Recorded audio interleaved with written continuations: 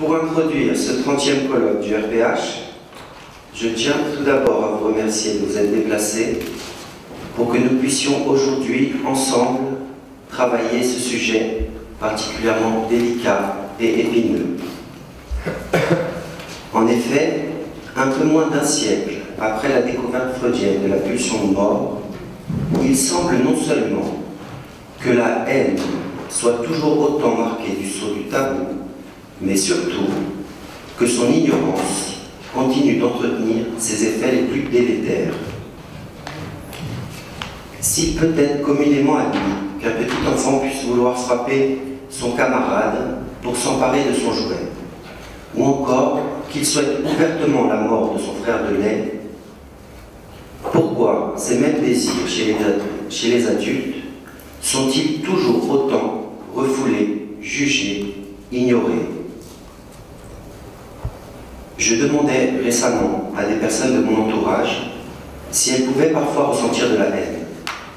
Et je fus étonné de voir à quel point j'avais provoqué par ma question autant de défense et d'indignation. L'une d'entre elles me dit même qu'elle pensait que la haine était l'apanage de celles et ceux qui fréquentent le cabinet des psychanalystes. Plutôt que de reconnaître sa propre haine, il est de coutume, si j'ose dire, de la reconnaître chez l'autre. L'étranger, le basané, le mécréant, le gauchiste, le capitaliste, le nationaliste, et ainsi de suite.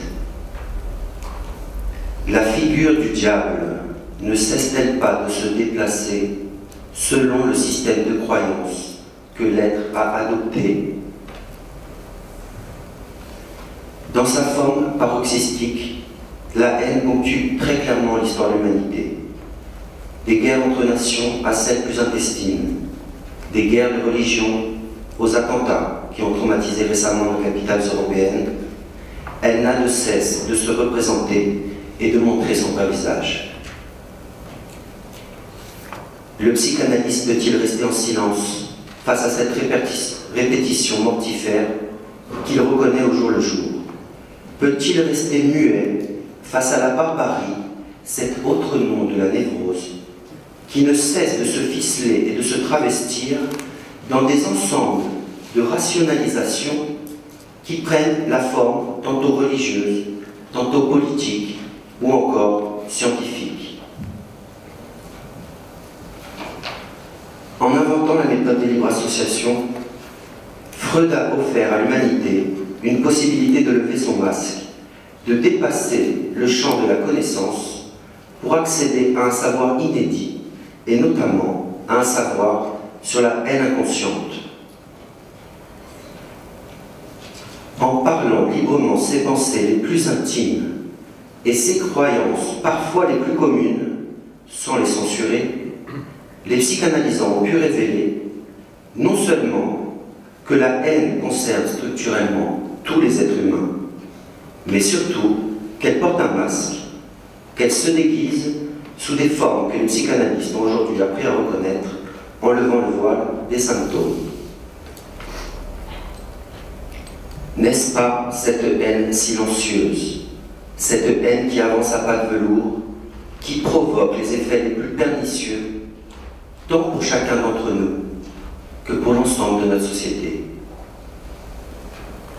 Du suicide à la dépression, de la gentillesse excessive aux bonnes intentions, la haine se faufile insidieusement dans nos raisonnements et nos comportements, pourrissant ainsi à notre insu à la fois nos relations aux autres, à nous-mêmes et à notre propre corps. C'est justement parce que cette haine reste voilée, couvée dans le cocon de l'ignorance, qu'elle continue de se disséminer silencieusement. Au-delà de la souffrance individuelle, nous pouvons également y déceler ses ravages dans de nombreux champs dont on peut remarquer qu'ils sont contaminés. La politique, la médecine, la psychologie et même le champ psychanalytique. En ce qui concerne la santé, et a fortiori la santé mentale, comment ne pas repérer les effets dévastateurs de cette méconnaissance de la haine inconsciente. Cette façon de considérer l'être humain dans son versant purement biologique, sans prendre en compte son organisation psychique, son histoire, son désir inconscient, n'est-ce pas l'un des effets larvés de Thanatos? Cette saturation automatique de la demande du patient par des réponses moléculaires ou suggestives, n'est-ce pas une façon de nier le désir de son semblable? Sous couvert d'une scientificité spécieuse, n'y a-t-il pas ici une façon de considérer son prochain comme un pur et simple objet? La duperie est même sensible dans l'utilisation objective du terme de sujet dans le cadre d'un protocole ou d'une expérience, où l'être humain est comparé avec son frère et sa sœur comme une marchandise peut l'être avec une autre. De même, cet objectivisme pathologique qui corrompt la psychiatrie actuelle, au point de la rendre complice de la férocité avide et destructrice des laboratoires pharmaceutiques, n'est-ce pas la trace de cette haine inconsciente qui pervertit tant l'éthique que le raisonnement des gens même les plus cultivés?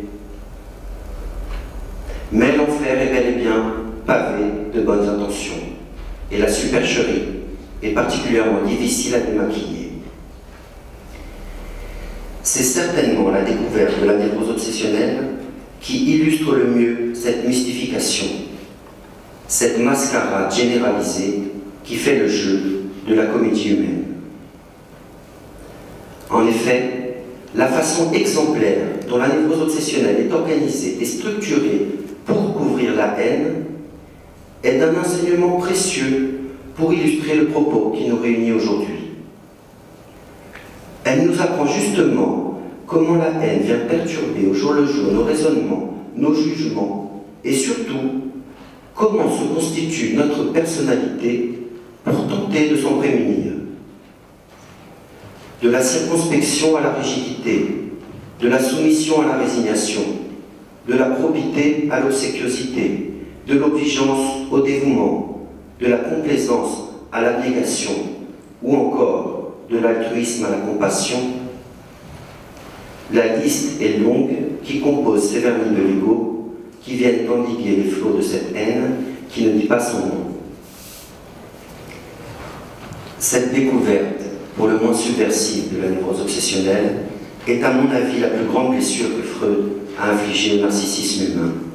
Et ce sont ces effets de sabotage insidieux qui se font ressentir dans cette destruction savamment organisée de l'espèce humaine et de la planète qui la supporte.